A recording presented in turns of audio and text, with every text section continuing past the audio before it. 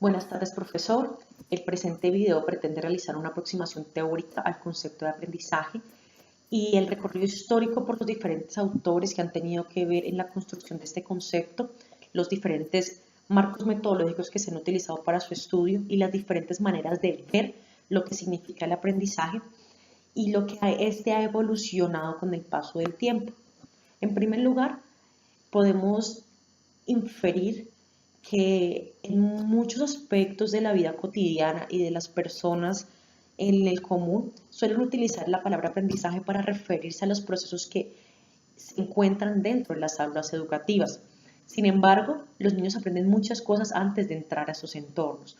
Los adultos también posteriormente al salir de ellos continúan adquiriendo un conocimiento que les va a servir para adaptarse y para sobrevivir en el entorno. Es así que el aprendizaje no es solamente la adquisición de nuevas conductas, es un proceso complejo que tiene elementos que a veces resultan difíciles de observar y difíciles de conceptualizar. Sin embargo, vamos a trabajar sobre una definición de un autor llamado Hertz, que en 1988 indicó que el aprendizaje es un proceso teórico cuya ocurrencia se infiere de los cambios en el comportamiento observable de un organismo como consecuencia de ciertas experiencias medioambientales. Es ahí donde en ese concepto encontramos varios elementos muy importantes. En primer lugar, indicar que es un proceso teórico, que su ocurrencia se infiere. Podemos deducir que hay aprendizaje a partir de unos cambios comportamentales que podemos ver, porque evidentemente el aprendizaje no es algo que podamos ver directamente. Precisamente por eso se constituye en una entidad muy difícil de estudiar. Es así que este autor no solamente hace referencia a estos procesos conductuales meramente, porque él también está hablando de procesos medioambientales y procesos cognitivos que son muy indispensables a la hora de hablar de aprendizaje. Han habido diferentes formas de aproximación metodológica para estudiar este aprendizaje. Por ejemplo, la observación naturalista, en donde se hace un registro de los comportamientos en lugares en los que normalmente ocurren las conductas. Sin embargo, este proceso tuvo una caída grande con la hegemonía conductista, que es, digamos, las bases más importantes que tiene el aprendizaje y que todavía se siguen trabajando a hoy, siglo XXI, que son las bases que nos dejó Watson, son los paradigmas experimentales, pues el experimento es la estrategia metodológica predilecta para los ejercicios de investigación, no solamente en términos de aprendizaje, sino en cualquier otro elemento conceptual que queramos nosotros aprender.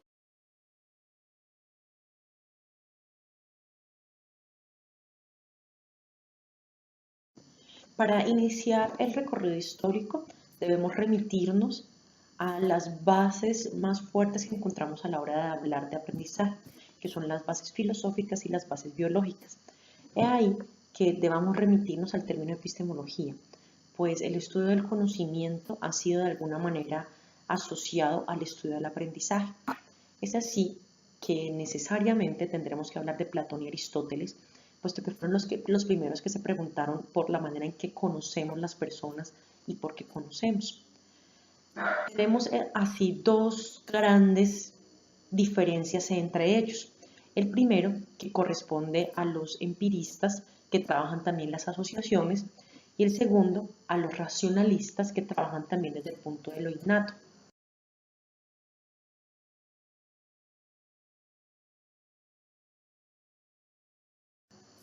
En primer lugar, vamos a empezar hablando por Aristóteles, quien fue de los empíricos más importantes, quien indicaba que la experiencia es la primera fuente del conocimiento, hablaba específicamente de la experiencia sensorial, y si de alguna manera hay una posibilidad de conocimiento, pues va a haber una posibilidad de aprendizaje.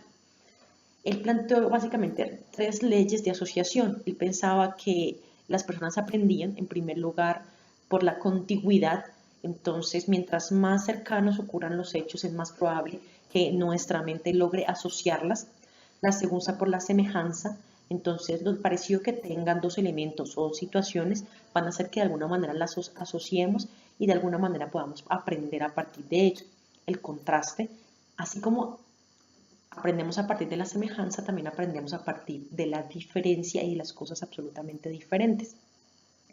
Este concepto de opuesto contrario permite que de alguna manera eso se quede en nuestra memoria y es básicamente de lo que nos habla Aristóteles. Señaló que cuantas más veces se experimenten conjuntamente los acontecimientos, pues más fuerte va a ser la asociación entre ellos. Sin embargo, hasta más o menos el siglo XVII, al siglo XIX, eso que hablaba Aristóteles se quedaba en hipótesis. Ya con los empiristas, más adelante llegaron, entonces Hobbes, Locke, Berkeley, Hume, Hartley, Brown, los postulados alcanzaron su máxima expresión y empezaron ellos a hablar de los conceptos básicos, los conceptos mentales más básicos, que de alguna manera son los mecanismos básicos de aprendizaje. Entonces, si tenemos en la memoria unas representaciones básicas, en la manera en que vamos asociando esas representaciones básicas, podemos llegar a una representación más compleja que va a permitir un aprendizaje. Él hablaba que las ideas complejas se forman en la memoria, generando conectando esas ideas experimentales y de alguna manera la experiencia, la memoria va a producir aprendizaje. Ellos son muy dados a marcar a lo que se llaman las ideas simples, porque dicen que todo se puede, toda idea compleja se puede desenglobar en una idea simple. Precisamente esas ideas simples son las que generan asociaciones entre ellas para estructurar un mecanismo más complejo, que es lo que vendría generando aprendizaje.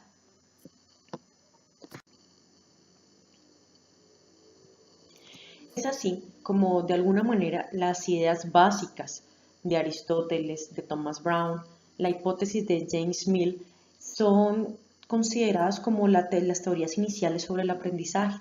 Intentan explicar cómo las personas cambian como resultado de sus experiencias, como el resultado de las asociaciones que han realizado a nivel cognitivo, que de alguna manera generan nuevos comportamientos. Hay que sumarles un elemento muy importante que se instauraba por Hume. Este elemento es la causalidad, puesto que Hume indica que para que haya una asociación de ideas también debe haber un modelo causal en el que básicamente implica 4 temas principales. El primero es la causación como una impresión psicológica. ¿Esto qué quiere decir? Que no va a haber una asociación si a nivel psicológico, si a nivel emocional, yo no hago esa asociación. ¿Eso qué quiere decir? No estamos refiriendo solo que hay una conexión en nuestro pensamiento cuando de alguna manera ese elemento tiene algo que ver con nosotros. Entonces ahí generamos una asociación. ¿Eso qué quiere decir? Que no todos los elementos en diferentes personas van a generar asociaciones.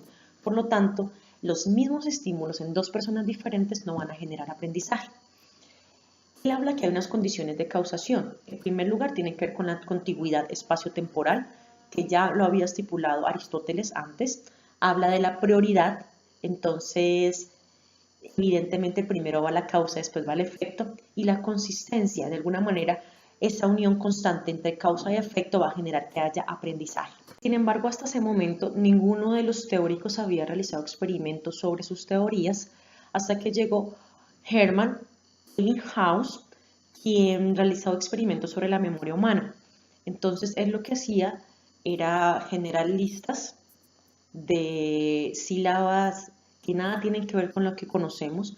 Él inventó sílabas nuevas, prácticamente sin sentido para nuestro lenguaje, precisamente porque él entendía que como seres humanos a lo largo de nuestra vida realizamos una serie de asociaciones del lenguaje y él quería que fuese una experiencia absolutamente novedosa. Entonces él le entregaba a las personas una serie de sílabas como CBC, ABD, para que ellas memorizaran estas sílabas, las aprendieran. A lo largo del tiempo, más o menos al mes, él volvía, les enseñaba nuevamente las sílabas para que fueran reaprendidas y así ver cuál de ellas a través de la repetición fue aprendida. Posteriormente les dio 2 listas una con unas sílabas y la otra con unas sílabas similares para que las personas generaran asociación. Ahí él se pudo dar cuenta que en realidad sí hay un tiempo menor en el que se demoran las personas para memorizar esas nuevas sílabas porque de alguna manera las asocian con aquellas que ya han memorizado anteriormente. Sin embargo, él también se dio cuenta que a lo largo del tiempo era muy poca la información que lograba ser retenida y muy poca la información que lograba ser aprendida. Es así que aunque él se dio cuenta que la repetición funciona, que la asociación también, cuando son elementos que no son de constante uso, pueden pasar al olvido. También quiso hacer un experimento más que tenía que ver con la asociación hacia atrás.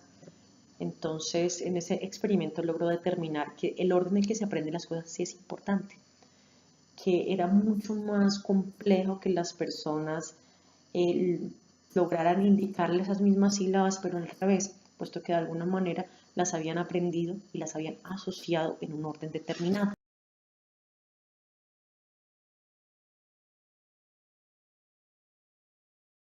Por otro lado, y en contraposición de lo que acabamos de ver con respecto al empirismo, podemos encontrarnos con el racionalismo y el innatismo, básicamente con el pensamiento de Platón. La esencia del racionalismo es simplemente que hemos nacido con un conocimiento. Entonces, que aprender es a través de una deducción lógica, sistemática, por medio de la discusión, volver a traer ese conocimiento, hacerlo consciente, pero que ya es algo que nosotros traemos. Es así que desde Platón pasó un largo tiempo hasta que un teórico volviera a hablar de racionalismo, y es aquí cuando nos encontramos con Descartes. Descartes es de los racionalistas más importantes, entonces él continúa hablando de la importancia de no creerle a los sentidos. Y al paso del tiempo llegó Emmanuel Kant. Emmanuel Kant, digamos que si bien él no realiza una conceptualización clara sobre ninguno de los dos frentes, él sí habla de un concepto reconciliador e integrador de racionalismo y empirismo en la construcción y en la adquisición de un conocimiento que está construido por la mente humana, pero que también está basado en el medio ambiente y en el entorno que de alguna manera cumplen un papel muy importante en la adquisición de ese conocimiento. Si bien no es el precursor ni en realidad en muchas ocasiones es tenido en cuenta como tal, muchos autores sí consideran que Kant es de los autores que entiende que el conocimiento está dado a partir de la construcción. Entonces, de la construcción de lo que hay afuera y de la construcción de lo que cada ser humano tiene adentro y de los procesos cognitivos que puede desarrollar.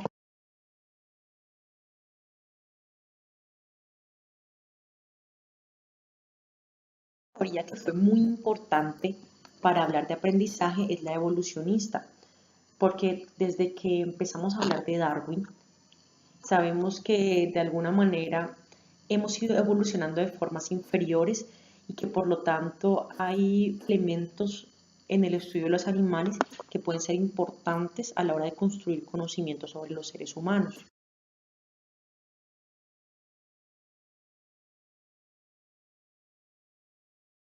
Con el advenimiento de las teorías conductistas, que fueron más o menos fuertes hasta 1950, casi todas las teorías se vieron enmarcadas en ese concepto.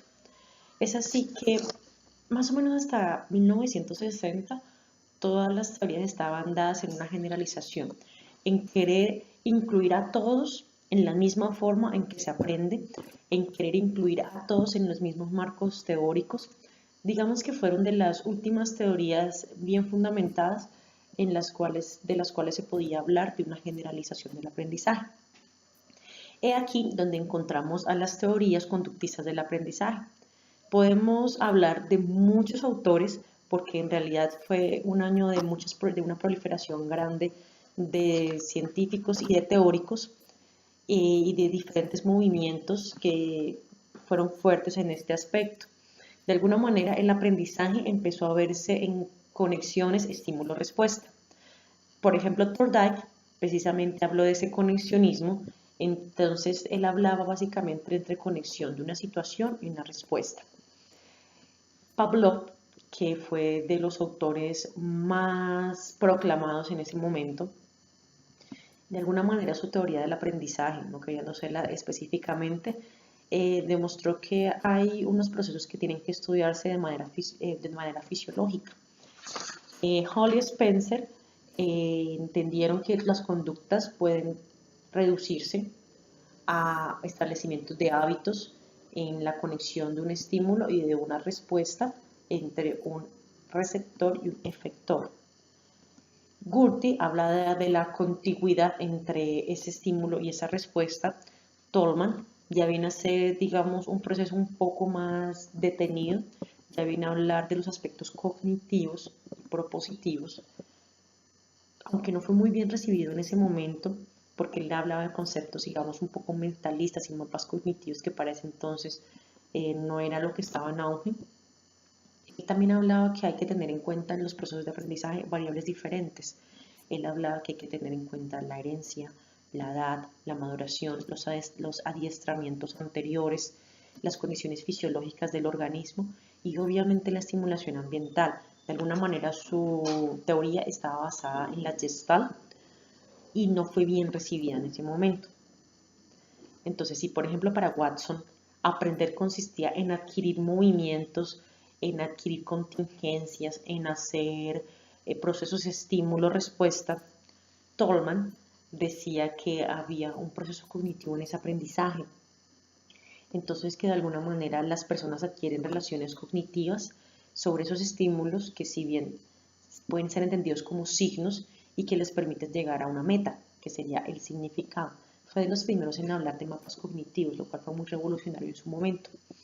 Fue el primero en distinguir entre aprendizaje y ejecución, porque él podía establecer que la ejecución era eso que podíamos ver, pero no necesariamente el aprendizaje como tal, que ya era un proceso mucho más complejo que tal vez no podíamos ver.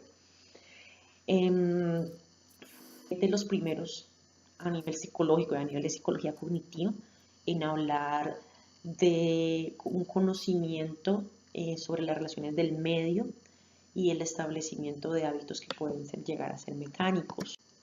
Skinner, por su parte, entendió el aprendizaje como un producto conductual dependiendo de las contingencias pasadas de reforzamiento. Es así que él no hacía una relación estímulo-respuesta, sino estímulo-consecuencia. Para él, dependiendo de las consecuencias que haya tenido el estímulo, se volverá a presentar o no se volverá a presentar. Es así que Skinner básicamente identificó el aprendizaje con la ejecución de la conducta. En condiciones de refuerzo similares, la conducta se va a volver a presentar. En condiciones ajenas o malas, la conducta va a tender a extinguirse. Él empezó a hablar también de unos elementos muy importantes y de unos conceptos que en el conductismo siguen siendo muy relevantes. Él fue de los que habló de privación, magnitud, demora de reforzador, programas de reforzamiento, que aún son muy utilizados sobre todo a la hora de la crianza y a la hora de premiar o castigar a los niños.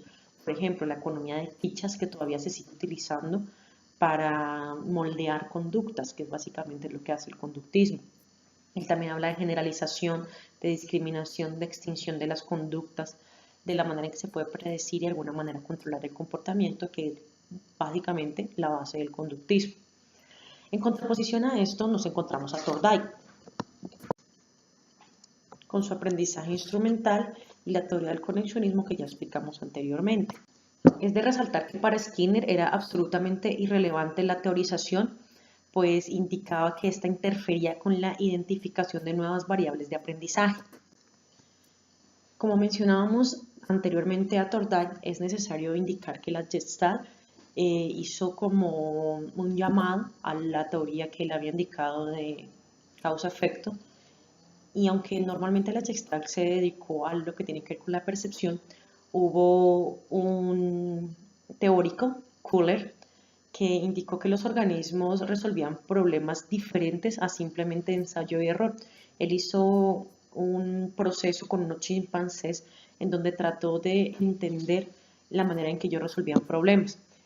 Fue los primeros en hablar de un elemento muy importante de psicología que se llama el insight, que es como la comprensión súbita, ese momento en el que entiendo lo que está sucediendo, que es tan importante a la hora de ser consciente de los procesos de aprendizaje.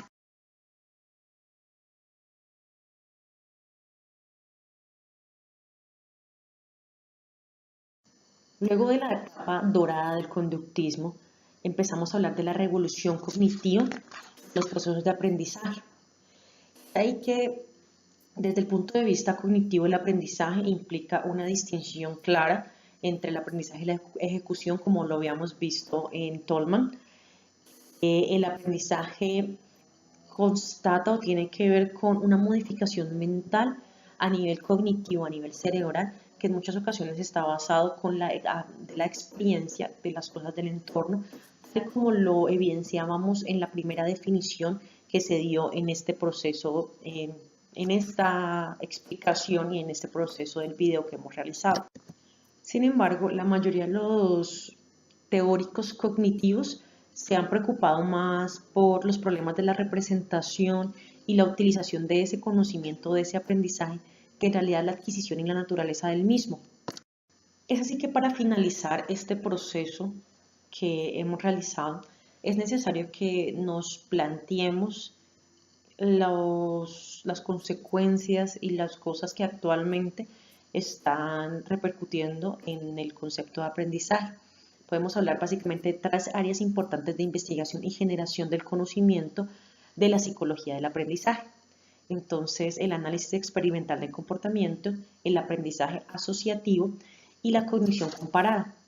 Para hablar de análisis experimental de comportamiento, es importante que retomemos nuevamente el conductismo de Skinner, aunque ahora hablamos de un neoconductismo.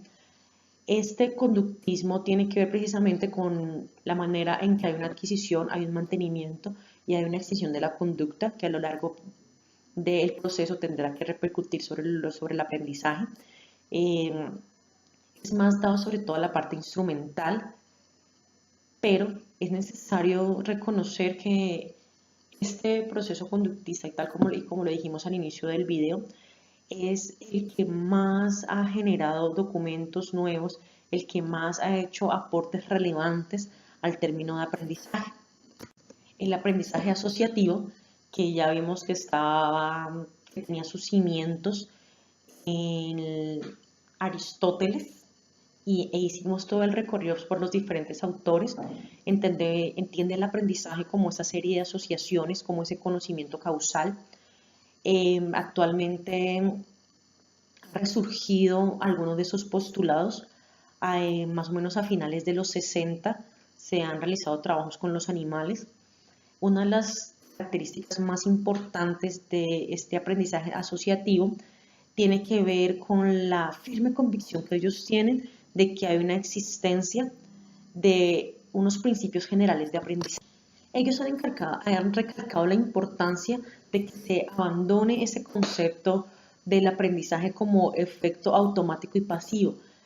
En cambio, que se tome el aprendizaje como con base a un sujeto activo, a la adquisición de conocimientos sobre una textura causal del medio, en donde este sujeto es activo, procesa la información relevante, es capaz de adaptarse al medio, es capaz de cambiar para sobrevivir, de extraer a partir de ese conocimiento reglas de actuación que se traduzcan en comportamientos adecuados para lograr adaptarse.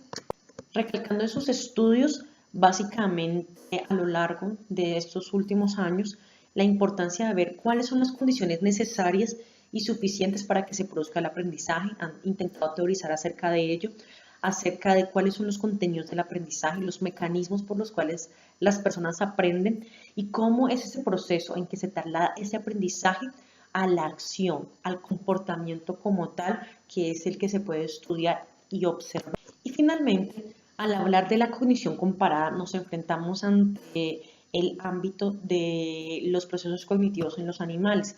Entonces, de alguna manera también vimos a lo largo del video lo que tenía que ver con los naturalistas y lo que tenía que ver con Darwin y su proceso y su teoría de la evolución.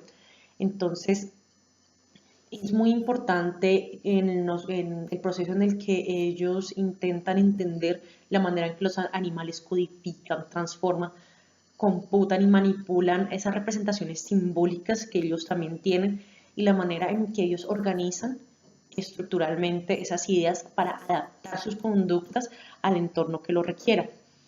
Ellos han hecho como una síntesis entre la ciencia cognitiva y el aprendizaje animal.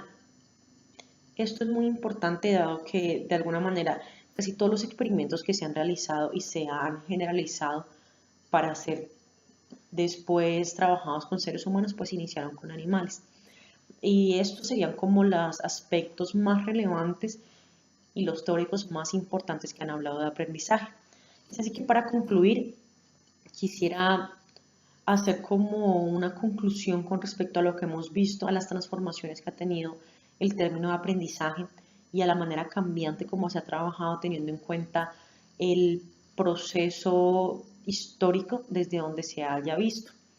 Hemos pasado de algo meramente filosófico, de algo meramente existencial, de teorías que nunca se llevaron a experimentos, de animales, de pensarnos desde la simple conducta, de empezar a pensar el aprendizaje además desde los procesos cognitivos que son tan importantes y de la importancia de la inferencia del medio ambiente.